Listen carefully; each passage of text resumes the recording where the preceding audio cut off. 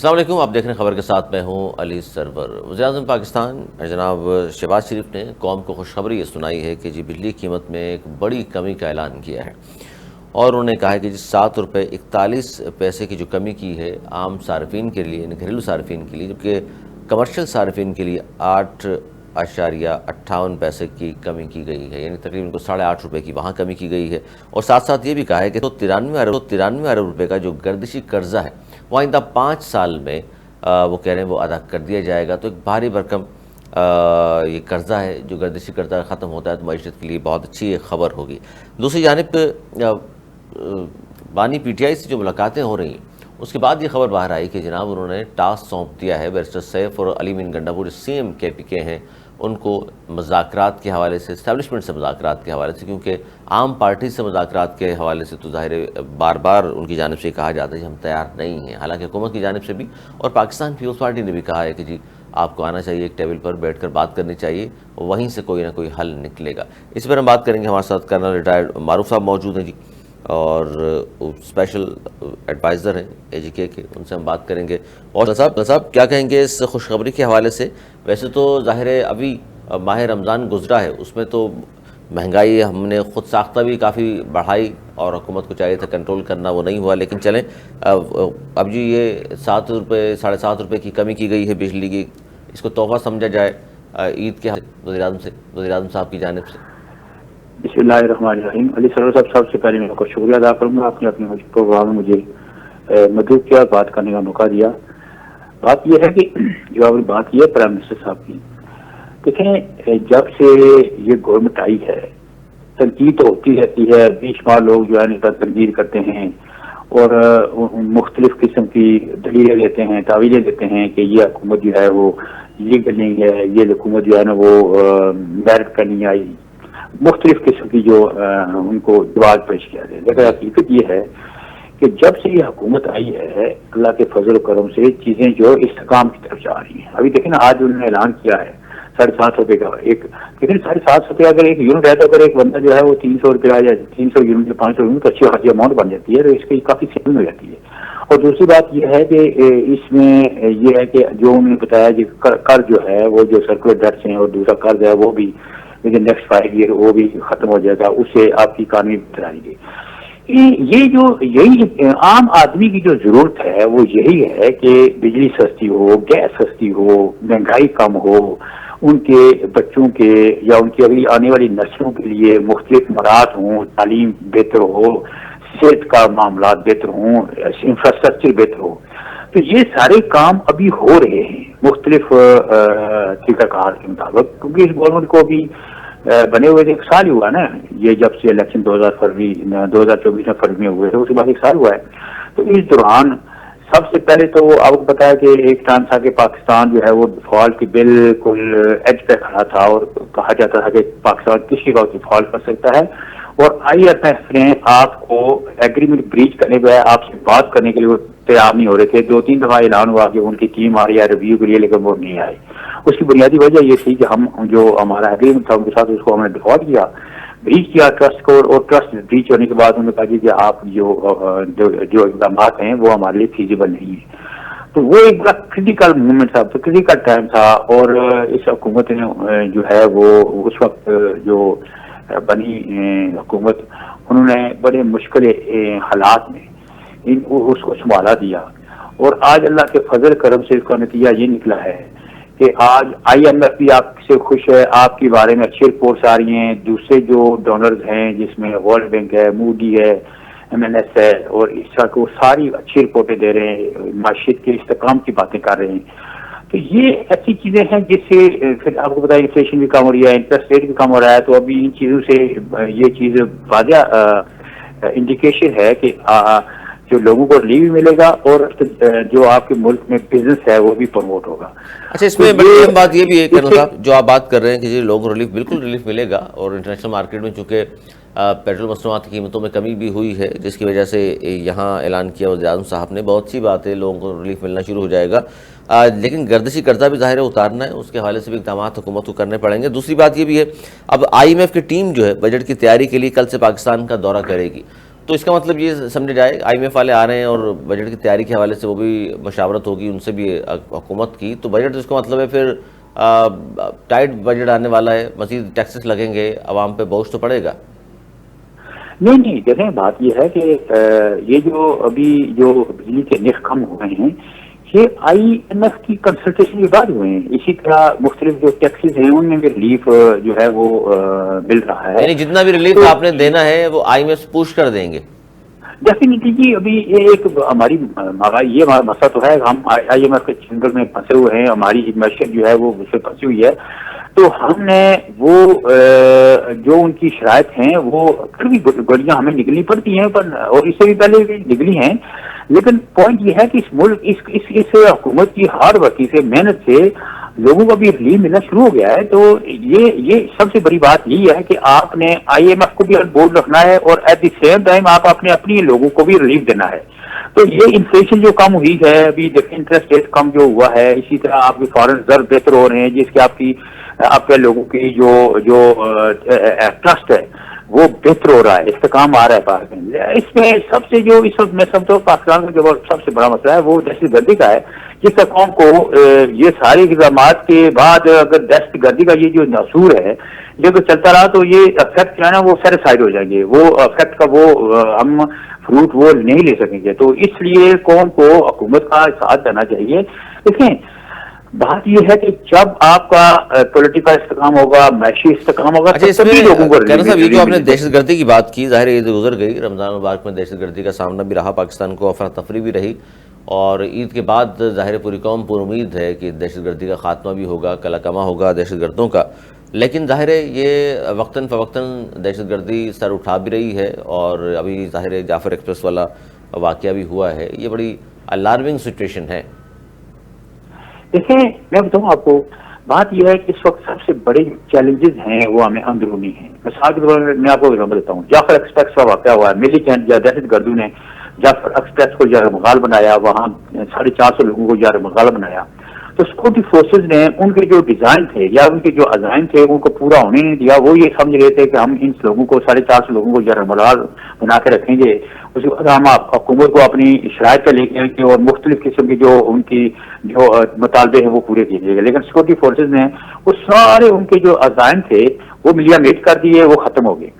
لیکن یہ وہ ٹائم تھا جب پوری قوم کو اکٹھا ہو کے ایک موقع اختیار کرنا چاہیے تھا، اور ان ملیٹنٹ کو، ان دہشت گردوں کو کنڈیم کرنا چاہیے تھا، ان کی جو ہے نا مذمت کرنی چاہیے تھی، ان کا فیس کرنا چاہیے تھا۔ لیکن بات نصیب کی یہ ہوئی کہ کچھ ایسے اندرونی عناصر ہیں جنہوں نے بجائے اس کے کہ اس کو کنڈیم کرتے، اس پہ حکومت کے ساتھ یا پوری قوم اکٹھی ہوتی، انہوں نے ان کی جو وہاں ڈیڈ باڈی تھی، وہ جو ہے بلوچستان یکجہتی کمیٹی، وہ گئے اور انہوں نے ان کی جو باڈیز ہیں، ڈیڈ باڈی، ان کو کنفسکیٹ کر لیا۔ اس کے بعد انہوں نے کہہ دیا کہ ہمارے مسنگ پرسن کے جو مسائل ہیں یا وہ مطالبات ہیں وہ اجاگر کر لیے، وہ ان پر بات کرنا شروع کر دی، پھر جی ہمارے حقوق کی بات کرو۔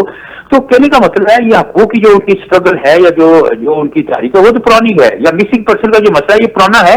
جعفر ایکسپریس کی جب یہ ایونٹ ہوا ہے اس وقت ان چیزوں کو ہائی لائٹ کرنا، دس شوز کہ جو بیرونی ہاتھ ہے، کچھ لوگ ہمارے جو ہیں وہ بھولے ہوئے ہیں اور لوگوں کے ہاتھوں میں جو ہے وہ ان کے بات درست ہے۔ لیکن اس میں دیکھیے جو آپ نے بات کی، سلامتی کمیٹی کا اجلاس بھی ہوا، PTI والے اس میں نہیں آئے، لیکن جو قوم کی آپ بات کر رہے ہیں کل صاحب، قوم تو ایک ہے، اور قوم ظاہر ہے یہ جو دہشت گردی کے واقعات ہوتے ہیں اس میں وہ تو اپنے اداروں کے ساتھ کھڑی ہے اور چاہتے ہیں ہم تو دہشت گردی یہاں نہ ہو۔ چند لوگوں کی بات اگر آپ کریں تو اور بات ہے، قوم کو تو نہیں کہہ سکتے آپ کی قوم کو اکٹھا ہونا چاہیے، قوم تو اکٹھی ہے، قوم کو اکٹھا ہونا چاہیے۔ لیکن دیکھیں بات یہ ہے کہ ابھی مثال کے طور پر مجھے یہ بتائیں کہ جو کام بھی ہے وہ قانون کے مطابق ہونا چاہیے۔ ایک جتھا جاتا ہے ہاسپٹل سے، لاشیں وہاں پھینک کے اغوا کر کے لے جاتا ہے، وہاں توڑ پھوڑ کرتا ہے، لا اینڈ آرڈر کی سچویشن پیدا کرتا ہے، تو حکومت کے پاس کیا چوائس ہے؟ ان لوگوں کو اریسٹ کرنا ہے۔ جب ان کو اریسٹ کیا جائے تو دیکھ لیں اختر مینگل صاحب جو ہے وہ ریلی لے کے آگے ہیں اور جن نے وہ دھرنا دیا ہوا ہے۔ پی ٹی آئی کے لوگوں کے ساتھ جا کے یکجہتی کا اظہار کر رہے ہیں. تو یہ ان لوگوں کو تو میں کہتا ہوں سریعان کنڈیم کرنا چاہیے کہ یہ لوگ جو ہیں جیسے ابھی قانون اپنا راستہ بتائے گا.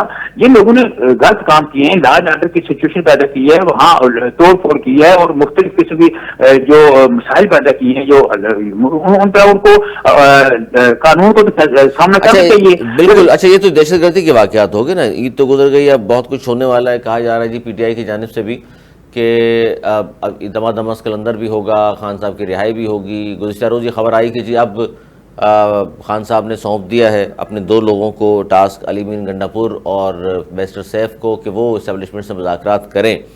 تو اب کیا لگتا ہے آپ کو سر کہ یہ چلیں جی, اگر وہ مان گئے ہیں مذاکرات کے حوالے سے, اسٹیبلشمنٹ سے کریں گے یا پھر دوبارہ گھوم کر آنا پڑے گا ان کو دوبارہ سیاسی لوگوں کے پاس ہی, اور راستہ یہیں سے نکلے گا؟ دیکھیں, اصل میں جو پی ٹی آئی کی جو پالیسی ہے وہ ہمیشہ سے وہ ٹانگے کو گھوڑے کے آگے باندھنے والی بات ہوتی ہے. دیکھیں, جب چارٹر آف ڈیموکریسی سائن ہوا اس وقت یہ اسٹیبلشمنٹ کے ساتھ مل کے ملک میں افراتفری پیدا کی. بات یہ ہے کہ یہ پولیٹیکل معاملات سر اسٹیبلشمنٹ کے ساتھ مل کر افراتفری پیدا کی جا سکتی ہے جو آپ کہہ رہے ہیں؟ یہ 2014 میں جو ہوا تھا تو اس میں جو آپ کو سب کو پتا, ساری دنیا کو پتا کہ اس میں اسٹیبلشمنٹ انوالو تھی. اسٹیبلشمنٹ کے لوگ جو اس وقت یہ کہتے تھے, عمران خان صاحب خود کہہ رہے تھے کہ امپائر کی انگلی اٹھنے والی ہے, اور جو ہے جتنی بھی اسٹیبلشمنٹ میرے ساتھ ہے ون پیج پہ ہیں, اس وقت یہ تعریفیں کرتے تھے سب لوگ جن کے ابھی وہ موجودہ حکومت اسٹیبلشمنٹ کے ساتھ مل کر کام نہیں کر رہی. دیکھیں, بات یہ ہے کہ جو موجودہ حکومت ہے ابھی, اس کو آج کل کا جو سسٹم ہے نا, عام لوگ اس کو کہتے ہیں ہائیبرڈ سسٹم. اس میں اسٹیبلشمنٹ اور جو حکومت کے لوگ ہیں, یہ جس میں ایس آئی ایف سی جو بنائی گئی ہے وہ اس میں زیادہ جو انوالومنٹ ہے یا اس کی زیادہ جو نگرانی ہے وہ اسٹیبلشمنٹ لوگ ہی کر رہے ہیں. اس میں آرمی چیف اس میں بیٹھتے ہیں. تو یہ ایک ان نے لیگل فریم ورک بنایا ہے, کیونکہ اس کی بنیادی وجہ یہ ہے کہ ہمارے ہاں اسٹیبلشمنٹ کا جو رول ہے اس کی وجہ سے ہمارے آئی ایم ایف کے جو لوگ ہیں یا مختلف قسم کی جو ایجنسیز ہیں, فارن جو ڈیلیگیٹس ہوتے ہیں یا جو باہر کے جو ممالک ہیں, وہ بھی پاکستان کے ساتھ جب معاہدے کرتے ہیں تو وہ اسٹیبلشمنٹ یا آرمی کے چیف سے جا کے ملتے ہیں, ان سے آپ کو سامنے یہ چیزیں ایسی ہیں جن کو ہم ڈینائی نہیں کر سکتے. اچھا, یہ بات جو آپ کر رہے ہیں یہ بات درست ہے, وہ اس لیے ملتے ہیں کہ ان کو اعتبار نہیں ہے سیاستدانوں پہ. تو میں یہی کہہ رہا ہوں نا, اسی بنیادی وجہ یہی ہے. اس پہ سنیں صحیح, اگر سیاستدانوں پہ ان کو اعتبار نہیں ہے تو سیاستدانوں کو اپنا کریکٹر بلڈ کرنا چاہیے نا. اس پہ تو میں یہی تو نہیں, اس کے لیے اپروپریٹ فورم پارلیمنٹ ہے نا. پارلیمنٹ میں سب زیادہ سب کا فکر کے لوگ ہوتے ہیں, سب پارٹی کے لوگ ہوتے ہیں, اپوزیشن ہوتی ہے, گورنمنٹ ہوتی ہے. تو وہ رائٹ فورم ہے, وہاں بات کی جائے, وہاں کوئی معاملات کو اٹھایا جائے, وہاں ان کو ڈسکس کیا جائے اور وہاں کنسنسس ڈیولپ کیا جائے. اس کے بغیر دیکھیں نا, جب نیشنل ایکشن پلان بنا تھا تو وہ پارلیمنٹ کے تھرو بنا تھا. لیکن نیشنل ایکشن پلان پہ پھر کیا ایسا ہوا کرنل صاحب کہ آج تک مکمل طور پر عمل درآمد نہیں ہو سکا؟ ہاں جی, ٹھیک ہے نا, اس وقت عمل درآمد ہوا, لیکن بعد میں حکومت جب چینج ہو گئی تو حکومت نے پالیسی, دیکھیں ہمارے ملک کا یہ بھی بہت بڑا مسئلہ ہے کہ ہماری پالیسی میں تسلسل نہیں ہے. ایک حکومت آتی ہے, ابھی دیکھیں نیشنل لیول کے جو ایشو ہیں ان میں تسلسل اور اس میں کنٹینیوٹی ہونی چاہیے, حکومت کوئی بھی آئے. بالکل نیشنل لیول کی لیکن یہ دو چیزیں خاص طور پر کرنا صاحب, ایک معیشت اور دہشت گردی, اس پہ تو کنٹینیوٹی لازمی ہونی چاہیے. لازمی ہے جی. دیکھیں نا, بات یہ ہے کہ اگر کوئی ایسا سخت فیصلہ ہے وہ اگر ایک حکومت لیتی ہے تو وہ اگر قربانی دیتی ہے اپنے ووٹ کی یا سیاسی نا, دوسری گورنمنٹ یا دوسری پارٹی کو بھی ملکی مفاد میں اپنے ووٹ کی یا اپنی سیاست کی پرواہ کیے بغیر اس کو آگے کنٹینیو کرنا چاہیے. لیکن ہماری بات نصیبی یہی ہے کہ ہماری پولیٹیکل پارٹی یا ہمارے سیاستدان جو ہے نا اقتدار کی سیاست کرتے ہیں, ملک کے انٹرسٹ کی سیاست اس طرح کی نہیں کرتے. بہت کی سر, بہت کرنل صاحب بہت شکریہ آپ کا. کرنل معروف صاحب ہمارے سے موجود تھے اور اسپیشل ایڈوائزر ہیں AGK کے, اور بڑی اچھی بات کی انہوں نے کہ 2 چیزیں ایسی ہیں جس پر لازمی طور پر تمام سیاسی جماعت, کوئی بھی سیاسی جماعت کی ہو, نون لیگ ہو, پیپلز پارٹی ہو یا کسی اور کی, کہ ایک تو اقتدار میں آ کر بھول نہ جائیں. ایک تو معیشت کی بات, اور دوسری دہشت گردی کے حوالے سے جو اقدامات ہو رہے ہوتے ہیں, جو پالیسیز بنائی گئی ہوتی ہیں, جیسے نیشنل ایکشن پلان ہے یا دیگر اس طرح کے کوئی اقدامات کیے جاتے ہیں, تو اس پر کنٹینیوٹی بڑی ضروری ہے, تسلسل بڑا ضروری ہے. کیونکہ ایک حکومت جاتی ہے, وہ اپنی نئی پالیسیز لے کر آ جاتی ہے. ایک حکومت نے اگر دہشت گردوں کا کلا کما کرنے کے لیے ان کے خلاف آپریشنز کیے ہیں, کمر توڑی ہے, بھگا دیا ہے ان کو, دوسرے لا کر پھر بسا دیں، وہ ایک نئی پالیسی شروع ہو جاتی ہے کہ جی ہم ان کو چانس دے رہے ہیں اور یہ بچے ہیں اس ملک کے. تو یہ پالیسی ضروری ہے. ہمارے ساتھ سینئر رہنما ہیں استحکام پاکستان پارٹی کے خرم روکڑی صاحب موجود ہیں. بہت شکریہ. خرم روکڑی صاحب، گفتگو یہی ہو رہی ہے کہ جی کوئی بھی کسی بھی سیاسی جماعت کی حکومت ہو، لیکن معیشت اور دیکھنے کے حوالے سے جو اقدامات ہیں وہ کنٹینیو ہونے چاہیے. کنٹینیوٹی بڑی ضروری ہے. آپ بھی سر اس بات سے اتفاق کرتے ہیں؟ دیکھیں جی، یہ تو آپ ملکی لیول کی بات کر رہے ہیں. ایک عام بزنس کے اندر، ایک عام گھر کے اندر، ایک عام کسی بھی معاشرتی ایشو کے اندر کسی بھی چیز کی کنٹینیوٹی ہوگی تبھی، اور تسلسل ہی چیزوں کو آگے مضبوطی کی طرف لے کے جاتا ہے. تو اس پہ تو کوئی دو رائے ہی نہیں ہے. تو سر یہ بات سیاستدانوں کو نہیں سمجھ آتی نا؟ سر اب دیکھیں، بات یہ ہے کہ ایوالو ہونا ہوتا ہے. آپ کا جو پولیٹیکل سسٹم ہے اس کے اندر جو ایشوز ہیں ان کو حل کسی نے باہر سے تو آ کے کرنا نہیں ہے. لوکل گورنمنٹ سسٹم کو کسی نے باہر سے بھی آ کے ہمیں نہیں دینا، ہمارا اپنا کام ہے. اور جو ایک رائج طریقہ ہوتا ہے پالیٹکس کا، اس کو بھی ہم نہیں ٹھیک کرنا ہے. اور اہلیت کی بنیاد پر، قابلیت کی بنیاد پر لوگوں کو آگے ہم نہیں لے کے آنا.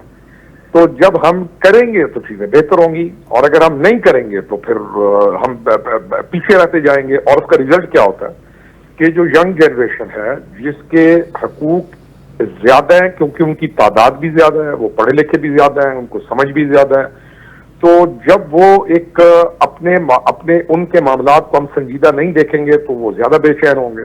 تو یہ تو ایک بیسٹ کورس ہے کہ ہم پالیٹیشنز نے ہی ایوالو ہونا ہے، ہم پالیٹیشنز نے ہی ریفائنڈ ہونا ہے، ہم پالیٹیشنز نے ہی ان معاملات کو موسٹ امپورٹنٹ سمجھتے ہوئے آگے جانا ہے. اس پہ بھی کوئی دو رائے نہیں ہے. تو یہ تو پھر اس کا مطلب یہ ہے کہ جو سیاستدان ہیں روکڑی صاحب، وہ تو پھر اب تک اپنا کردار بہتر نہیں کر سکے، کیونکہ آج بھی باہر کے جو ملک ہیں وہ سیاستدانوں سے زیادہ ہمارے اداروں کے سربراہان سے شیورٹی اس لیے مانگتے ہیں. ان کو معلوم ہے کہ جی سیاستدانوں کا اعتبار نہیں ہے، آج کچھ کہہ رہے ہیں کل کچھ کہیں گے، تو ان سے بات کرنا زیادہ مناسب ہے. میں اپنی ذات میں ایک پولیٹیشین کے طور پہ میرے لیے میری کریڈیبلٹی سب سے اہم ہے. تو اگر میں اپنی کریڈیبلٹی کا خیال کروں گا تو میں اہم ہو جاؤں گا. اور دوسرا یہ ہے کہ ملک، ریاست جو ہے وہ اداروں کے ساتھ چلتی ہے، اور سیاستدان کا کام ہے اداروں کے ساتھ جڑ کر ملک کو مضبوط کرنا. یہاں پر کوئی گورنر راج والا سسٹم تو ہے نہیں. ہمارا یہ ایک پروگریسو ڈیموکریٹک وے میں ہم نے آگے چلنا ہے.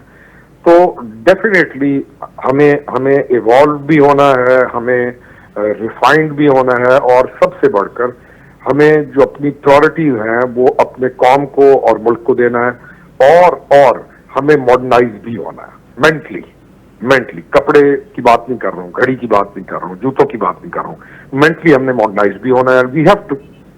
جی سر بالکل. اچھا، دوسری خبر یہ بھی تھی کہ ایک طرف تو گزشتہ روز ملاقات ہوئی ہے علی امین گنڈاپور صاحب کی اور بیرسٹر سیف کی، اور خان صاحب کی جانب سے خبر ہی باہر آئی کہ جو ملاقات میں یہ بات طے ہوئی ہے کہ اسٹیبلشمنٹ سے مذاکرات جو ہے وہ دوبارہ کوشش ہوگی اور مذاکرات کریں گے. محمود مولوی صاحب نے تو کہا کہ جی پس پردہ مذاکرات چل بھی رہے ہیں. تو سر یہ اسٹیبلشمنٹ سے ہی مذاکرات کر کے حل نکلے گا ان کا، اور یا پھر آنا پڑے گا دوبارہ ٹیبل ٹاک کے لیے سیاستدانوں کے پاس ہی؟ سر دیکھیں، اسٹیبلشمنٹ کا لفظ ایک ہمارے پاس چلے، جو ادارے ہیں ان کا کلیئر موقف ہے کہ آپ نے مذاکرات جو ہیں وہ پولیٹیکل لوگوں کے ساتھ ہی کرنے ہیں. آج بھی اس وقت بھی ان کا یہی موقف ہے. یہ جو ملاقات ہے یہ عمران خان کی اپنی چوائس، اس کے کہنے پر، اور علی امین خان اور اعظم خان سواتی کی یہ ملاقات ہوئی ہے. اب وہ کیا باتیں کرتے ہیں وہ بہتر اپنے انداز میں بتا سکتے ہیں، لیکن جو ہمیں سمجھ آئی ہے وہ یہ ہے کہ وہ مذاکرات کی طرف جانا چاہتے ہیں. عمران خان جانا چاہتا ہے مذاکرات کی طرف. اور جو اس بات کو اگر ہم سمجھ کریں تو وہ یہ ہے کہ مذاکرات ان کو پولیٹیکل گورنمنٹ، پولیٹیکل لوگوں کے ساتھ ہی کرنے پڑیں گے، ناٹ ود ادارہ یا کسی اور سے.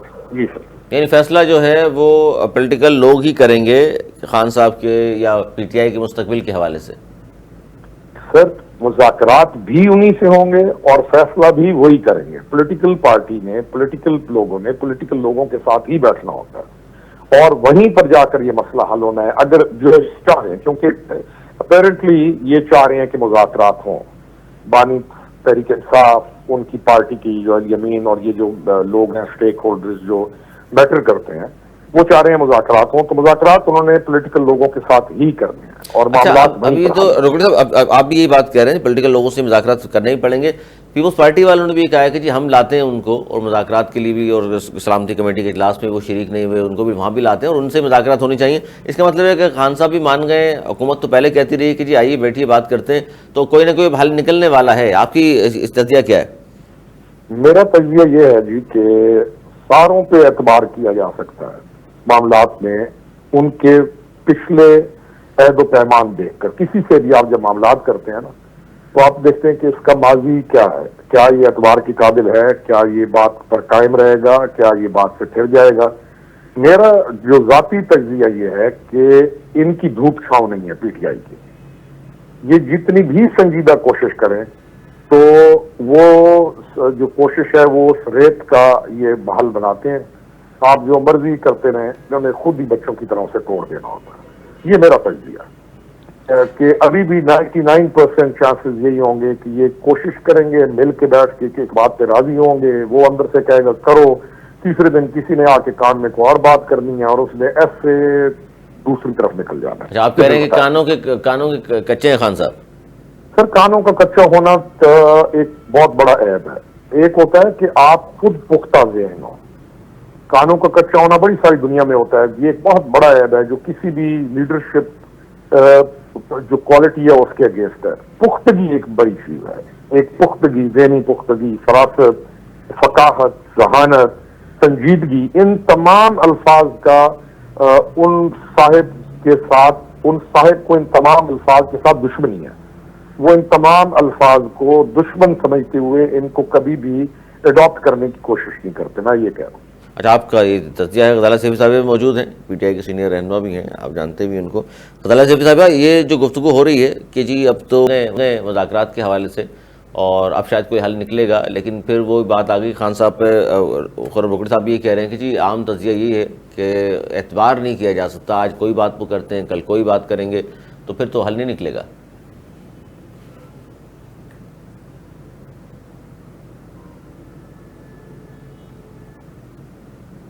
آپ کا مائٹ غالباً میوٹ ہے غزالہ سیفی صاحبہ، ہٹا دیجیے گا اسے. میوٹ ہے مائک آپ کا، اگر میری آواز آپ تک پہنچ رہی ہے.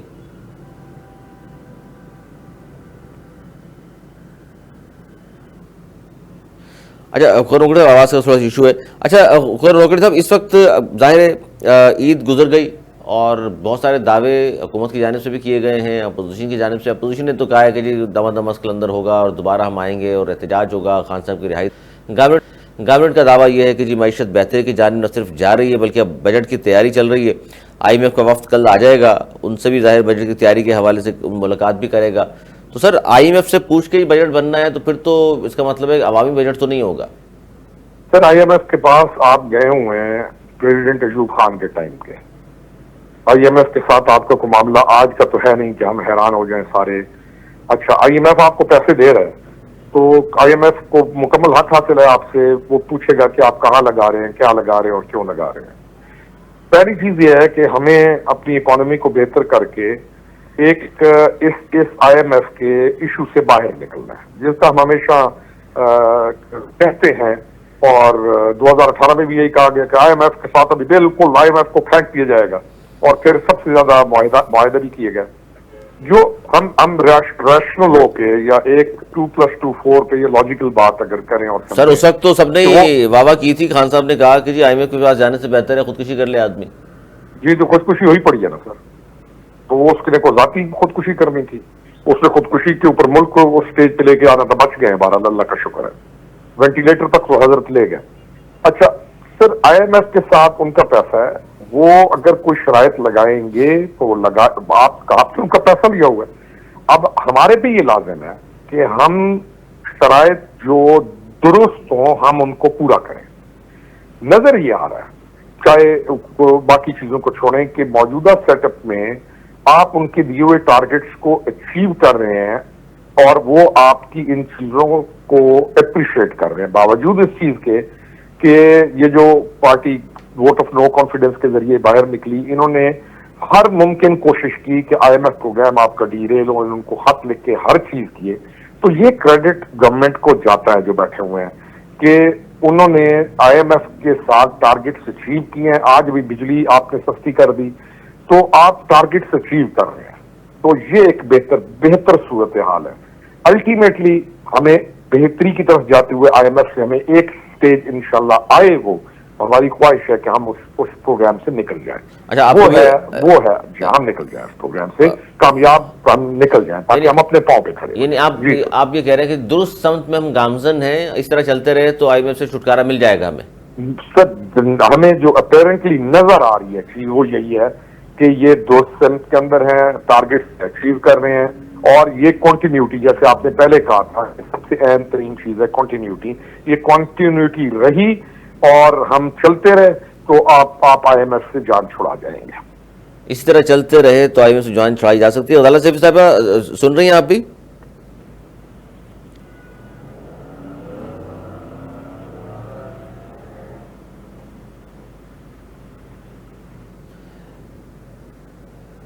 مائک آپ کا میوٹ ہے.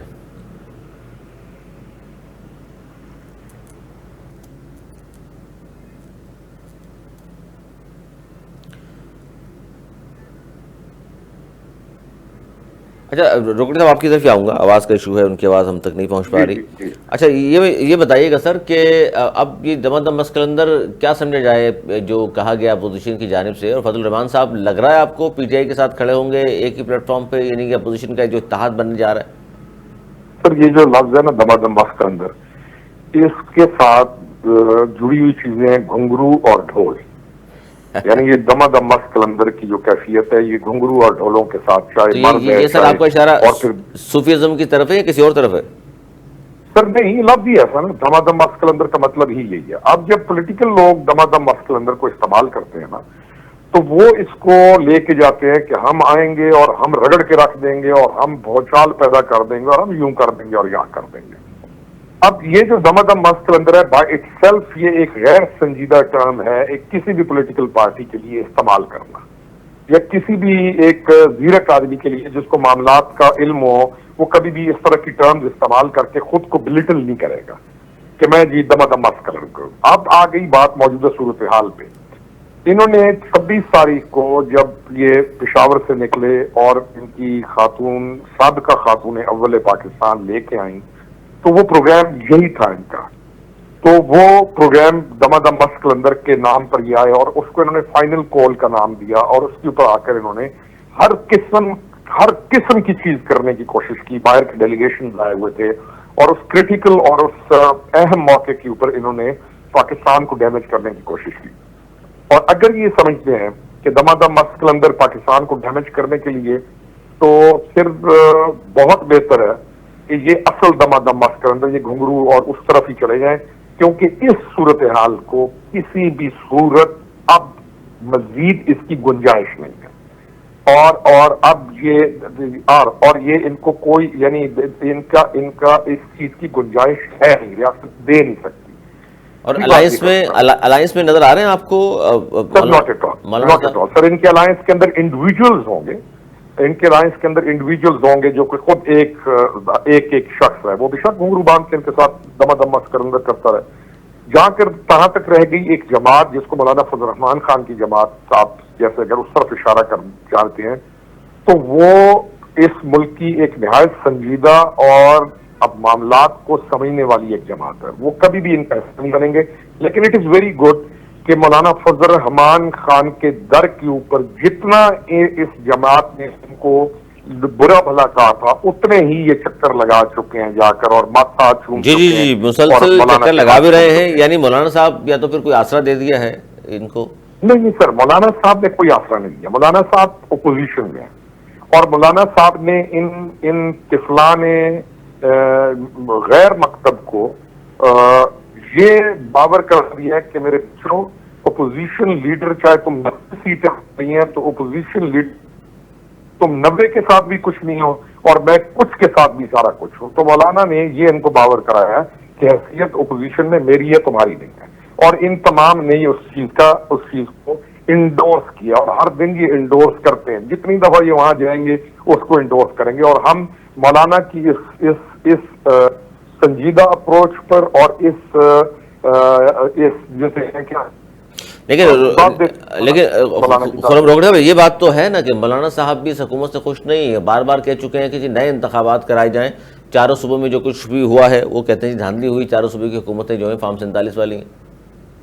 نہیں سر نہیں, مولانا کا جو سب سے بڑا ایشو ہے, مولانا کا ایشو کے پی ہے. وہ چاہتے ہیں کہ کے پی کے اندر وقت سے پہلے انتخابات کرائے جائیں. اب یہ جو ان کا اصل ایشو ہے جو مولانا, کیونکہ مولانا کا کلیم ہے کہ کے پی کے اندر ان کے ساتھ زیادتی ہوئی ہے. اب جب آپ نیریٹو پہ جاتے ہیں تو کے پی کے اندر تو سب سے بڑا رائیول پی ٹی آئی خود بنتی ہے. نہیں تو یہ زیادتی مولانا کے ساتھ سر کے پی کے میں کس نے کی ہے؟ سر میں نے نہیں کی. یہ مولانا خود بتائیں گے. مولانا سر آپ کا تجزیہ بھی تو ہونا چاہیے نا کہ یہ نہیں, میں تجزیہ کچھ جگہوں کے اوپر میں تجزیہ نہیں دیتا ہوتا کیونکہ مولانا کے ساتھ زیادتی ہوئی ہے تو مولانا جسے زیادتی کی مولانا اس سے ناراض ہے نا. میں آپ کو بتاؤں کہ میرا حلقہ اور مولانا کا حلقہ برابر پہ ہے, بالکل صاف ہے. اور جہاں سے ہمارا حلقہ ختم ہوتا ہے مولانا کا حلقہ شروع ہوتا ہے. اب میں الیکشن ہار کے آیا بیٹھا ہوں اور میرے پاس بہت ساری وجوہات ہیں جن پر میں لاجک کے اوپر کلیم کر سکتا ہوں کہ میرے ساتھ وہاں پر جو لوگ جیتے, تحریک انصاف جیتی, انہوں نے وہاں پر بہت بڑی غبن کیا, الیکشن کے اندر ریگنگ کی. سر وہ اس پوزیشن میں تھے کہ یہ سب کچھ کر لیتے؟ سر کر لیتے ہیں. آپ کچھ جگہیں ایسی ہوتی ہیں جہاں پر اگر آپ کو دیکھیں, میں یہ نہیں کہہ رہا ہوں کہ ہم کوئی میں کہتا ہوں کہ ایک حیثیت موجود تھی, لیکن ہم یہ کہتے ہیں کہ ہماری بھی حیثیت تھی. تو جب جس بندے کے پاس 100 میں سے اگر کسی کے پاس 60 آدمی ہیں یا 65 اور وہ تو یہ ایک ٹیکنیکل چیزیں ہو جایا کرتی ہیں. تو اس کا یہ مطلب تو نہیں ہے کہ 30% والا میں حیثیت ہی نہیں رکھتا ہوں. تو میری 30% کیوں 10% پہ چلی جائے؟ میں تو 30% پہ تو کھڑا رہوں گا. بالکل. اگر آپ 70 کلیم کر رہے ہیں, آپ 60 کر رہے ہیں, تو آپ کا 60 بنتا تھا. 90 جو آپ نے کلیم کیا, یہ 60 سے جو آپ نے 90 کی جمپ لگائی ہے, اس کے اندر آپ نے زیادتی کی اور آپ نے 2 نمبری کی اور آپ نے بوگس ووٹ ڈالے ہیں اور ساری چیزیں کی. اور میرے پاس اس کے پروف موجود ہیں, لیکن اس کا کیا فائدہ ہے؟ ہارے ہوئے بندے کو شکست, ہم نے تو شکست تسلیم کی. ہم نے کہا بھائی ہم نے شکست تسلیم کرتے ہیں, اب تم کام کرو. تمہارے پاس ہے ضلع. تو سر آپ نے کیوں شکست تسلیم کر لی جب آپ کو معلوم تھا کہ بوگس ووٹنگ ہوئی ہے؟ میں پولیٹیکل آدمی ہوں. پولیٹیکل آدمی پروسیس کو جاری رکھتا ہے, وہ رول سے بیٹھ نہیں جاتا. میں جس محاذ سے میں نے مقابلہ کر رہے ہیں ان کا, مجھے پتا ہے کہ یہ ایک پولیٹیکل پارٹی سے ہٹ کر ایک ڈسٹرکٹیو موڈ کے اندر جا کر ایک بہت بڑا گینگ بننے کی کوشش میں, تو میں اس کا مقابلہ تو کر رہا ہوں. اور میں ایک ذرائع مذاق آپ کو یا ذرائع ایک لطف انگیز بات کروں تو ہم جب سوشل میڈیا پہ یا ٹی وی کو پروگرام کرتے ہیں تو ان کے جو زومبیز ہیں, ناٹ آل آف دیم, اچھے لوگ بھی ہوں گے, سنجیدہ لوگ بھی ہوں گے, لیکن ایک خاص ان کے پاس ہے جو کہ نیچے آ کے ماں بہن کی ہمیں گالیاں نکالیں گے, گندی غلیظ باتیں لکھیں گے. تو مجھے کسی نے کہا, دوست نے, کہ آپ کو غصہ آتا ہے؟ میں نے کہا آتا ہے. تو اس نے کہا پھر آپ کیا کرتے ہیں؟ میں نے کہا ہم ان کے اس گرو کا جس کی یہ پیداوار ہے, ہم نے اس کا علاج کرتے ہیں. کیونکہ ہمیں یہ پتا ہے کہ یہ میری ذات کی بات نہیں ہے. میں اگر ذاتی چیز لے کے ایک چیز کو بیٹھ جاؤں تو پھر تو میں ختم ہو جاؤں گا, میری گروتھ ہی رک جائے گی. ہم کنونسڈ ہوتے ہیں کہ یہ واقعی ایک ناسور بن چکا ہے اور ہم ان کی اصل چیز کا مقابلہ کریں. تو احتجاج تو دور کی بات ہے, آپ نے دیکھا ہے کہ الیکشن کے اگلے دن سے ہم ان کا مقابلہ کر رہے ہیں. ہمیں معلوم ہے کہ یہ مسائل ہیں, ہمیں معلوم ہے کہ ان کے سہولت کار کہاں پہ تھے, اور ہم اپنا مقابلہ کرتے آ رہے ہیں. سہولت کار بھی ان کے کم ہوتے جا رہے ہیں اور ان کا وائرس بھی کم ہوتا جا رہا ہے. تو جہاں پر مقابلہ کرنا چاہیے ہم تو آج بھی مقابلہ کر رہے ہیں, آگے بھی کریں گے.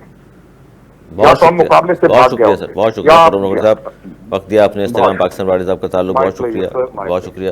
فرمور صاحب جو بات کر رہے تھے, گفتگو آپ نے سنی. الائنس کی جو بار بات کی جا رہی ہے کہ اپوزیشن کا ایک الائنس بنے گا, اور مولانا صاحب سے مسلسل ملاقاتیں ہو رہی ہیں پی ٹی آئی والوں کی, اور کہا گیا کہ عید کے بعد آپ دیکھیے گا ایک بڑا الائنس سامنے آئے گا جس کی قیادت جو ہے وہ یا تو پی ٹی آئی والے کو کر رہا ہوگا یا مولانا صاحب کو بھی دی جا سکتی ہے. لیکن خرم روکڑی صاحب کا تجزیہ یہ ہے کہ مولانا صاحب جو ہیں وہ سنجیدہ سیاستدان ہیں، ان کو وہ دیکھتے بھی ہیں، سمجھتے بھی ہیں، تو وہ کبھی بھی اس الائنس کا حصہ نہیں بنیں گے۔ اور پی ٹی آئی کو بھی اب لگتا یہی ہے کہ جو اصل طاقت تھی وہ آزما چکے، وہ 12 مئی ہو یا وہ آپ بات کر لیجئے 26 نومبر، اور یہ جو دھرنا دے کر وہ بیٹھے تھے اسلام آباد کی جانب یرغال جو کی تھی، اور لیکن بات پھر وہی آ گئی کہ جناب اب ہوگا کیا، کیونکہ مولانا صاحب سے اگر تمام امیدیں وابستہ ہیں کہ جی جو کچھ بھی ہے مولانا صاحب اگر ہمارے ساتھ شامل ہو جاتے ہیں، کیونکہ اسٹریٹ پاور اگر کسی کے پاس ہے اس وقت پاکستان میں تو وہ ظاہر ہے مولانا فضل الرحمان صاحب کی پارٹی ان کے پاس ہے، وہ اگر شامل ہو جاتے ہیں اس اتحاد میں یا اس الائنس میں، جس میں محمود خان اچکزئی شامل ہیں اور دیگر چھوٹی جماعتیں شامل ہیں، 6 جماعتوں کا ایک اتحاد بنایا تھا پی ٹی آئی نے،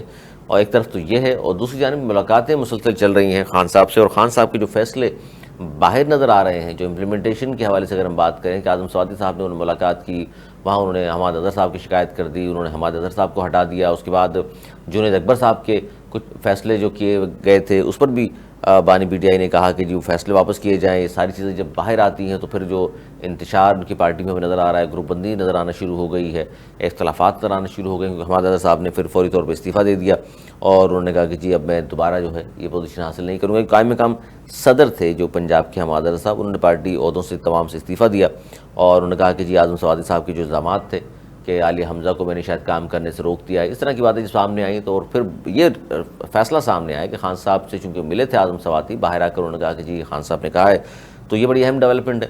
اور پھر آج اسلام آباد ہائی کورٹ میں بانی پی ٹی آئی سے ملاقات کے لیے عدالتی فیصلے پر عمل درآمد نہ ہونے پر توہین عدالت کی درخواست دائر کر دی ہے پی ٹی آئی کی جانب سے۔